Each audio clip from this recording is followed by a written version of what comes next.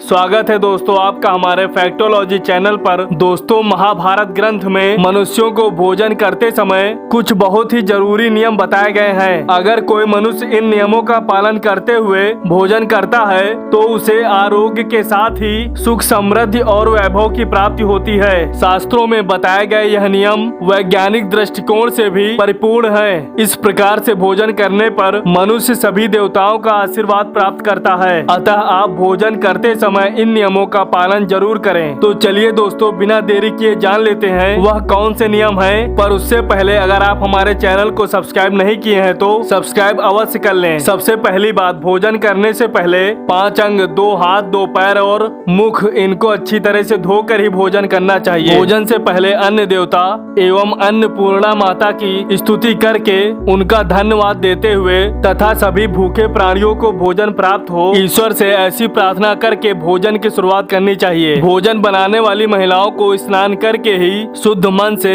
मंत्र का जाप करते हुए ही रसोई घर में भोजन बनाना चाहिए। सबसे पहले 3 रोटियां, एक गाय के लिए, एक कुत्ते के लिए और एक कौवे के लिए अलग निकाल कर फिर अग्निदेव को भोग लगा करके ही घर वालों को भोजन कराना चाहिए। भोजन किचन में बैठकर ही सभी के साथ करें। प्रयास यही करना चाहिए कि परिवार के सभी सदस्यों के साथ मिल बैठकर ही भोजन करना चाहिए। नियमानुसार अलग अलग भोजन करने से परिवार के सदस्य में प्रेम और एकता कायम नहीं हो पाती है। भोजन का समय प्रातः व सायकाल ही भोजन का विधान है, क्योंकि पाचन क्रिया की जठराग्नि प्रातः सूर्य उदय से 2 घंटे बाद तक एवं सूर्यास्त से 2.5 घंटे पहले तक प्रबल रहती है। जो व्यक्ति सिर्फ एक समय भोजन करता है वह योगी है और जो 2 समय भोजन करता है वह भोगी कहा गया है। तीसरी बात, भोजन की दिशा, भोजन पूर्व और उत्तर दिशा की ओर मुख करके ही भोजन करना चाहिए। दक्षिण दिशा की ओर मुख करके किया हुआ भोजन प्रेत को प्राप्त होता है। पश्चिम दिशा की ओर किया हुआ भोजन खाने से रोग की वृद्धि होती है। चौथी बात, ऐसे अवस्था में भोजन ना करें। शैया पर बैठकर अर्थात बिस्तर पर बैठकर अपने हाथों पर रखकर या फिर टूटे फूटे बर्तनों में भोजन कभी नहीं करना चाहिए। मलमूत्र का वेग होने पर भी भोजन करना नहीं चाहिए। घर में हो रहे कलेश के माहौल में भी भोजन करना अनुचित माना जाता है। अधिक शोर शराबे के स्थान पर भी भोजन करना उचित नहीं। पीपल अथवा वट वृक्ष के नीचे बैठकर भी भोजन नहीं करना चाहिए और परोसे हुए भोजन की कभी निंदा नहीं करनी चाहिए। खड़े खड़े भोजन करना भी अनुचित माना गया है। जूते पहनकर या फिर सिर ढककर भी भोजन नहीं करना चाहिए। तो चलिए दोस्तों, जानते हैं कि भोजन कैसा होना चाहिए। बहुत तीखा या बहुत ही मीठा भोजन नहीं करना चाहिए। किसी के द्वारा छोड़ा गया भोजन भी नहीं ग्रहण करना चाहिए। आधा खाया हुआ फल, मिठाइयाँ आदि फिर से नहीं खाना चाहिए। खाना छोड़कर उठ जाने पर दोबारा उस भोजन को कभी करना नहीं चाहिए। जो कोई भी ढिंढोरा पीट कर खिला रहा हो वहाँ पर जाकर कभी भोजन नहीं करना चाहिए। पशु या कुत्ते के द्वारा छुआ हुआ भोजन कभी नहीं करना चाहिए। श्राद्ध का निकाला हुआ बासी या मुख से फूंक मारकर ठंडा किया गया भोजन भी करना अनुचित माना गया है। बाल गिरा हुआ भोजन भी ना करें। अनादर युक्त अवहेलना पूर्ण परोसा गया भोजन भी कभी नहीं करना चाहिए।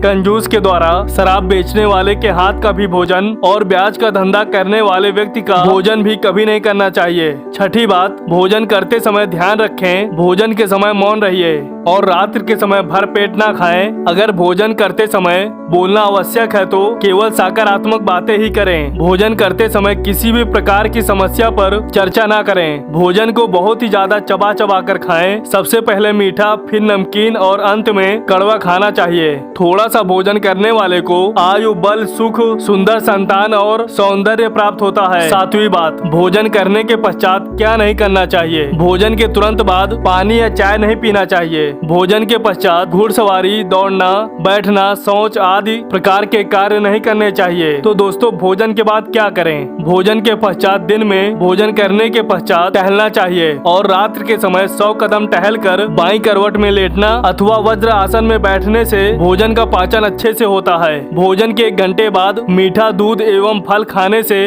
भोजन का पाचन अच्छी तरह से होता है। भीष्म पितामह ने अर्जुन को दिए महत्वपूर्ण संदेशों में कहा गया है कि जिस थाली को किसी का पैर लग जाए उस थाली का त्याग करना चाहिए। ऐसी थाली विषता के समान होती है। भीष्म पितामह कहते हैं कि भोजन के दौरान थाली में बाल आने पर उसे वहीं पर छोड़ देना चाहिए। बाल आने के बाद भी खाए जाने वाले भोजन से दरिद्रता का सामना करना पड़ सकता है। भोजन पूर्व जिस थाली को कोई लांग कर गया हो, ऐसे भोजन को भी कभी ग्रहण नहीं करना चाहिए। इसे कीचड़ के समान छोड़ देने वाला समझना चाहिए। भीष्म पितामह ने अर्जुन को बताया कि एक ही थाली में भाई भाई भोजन करें तो वह अमृत के समान हो जाती है। ऐसे भोजन से धन धान्य स्वास्थ्य और लक्ष्मी की वृद्धि होती है। भीष्म पितामह के अनुसार पति पत्नी को एक ही साथ भोजन करने को निषेध माना गया है। भीष्म पितामह के अनुसार एक ही थाली में पति पत्नी भोजन करते हैं तो ऐसी थाली मादक पदार्थों से भरी मानी जाने वाली होती है। पत्नी को पति के भोजन के उपरांत ही भोजन करना चाहिए। इससे घर में सुख समृद्धि बढ़ती है। तो दोस्तों ये थे वो महत्वपूर्ण बातें जो महाभारत में बताई गई हैं। अगर दोस्तों यह जानकारी आपको पसंद आई हो तो हमारे इस वीडियो को लाइक करें, शेयर करें और हमारे फैक्टोलॉजी चैनल को सब्सक्राइब करके बेल आइकन जरूर दबा दें। मिलते हैं दोस्तों अगले वीडियो में, तब तक के लिए जय श्री राम।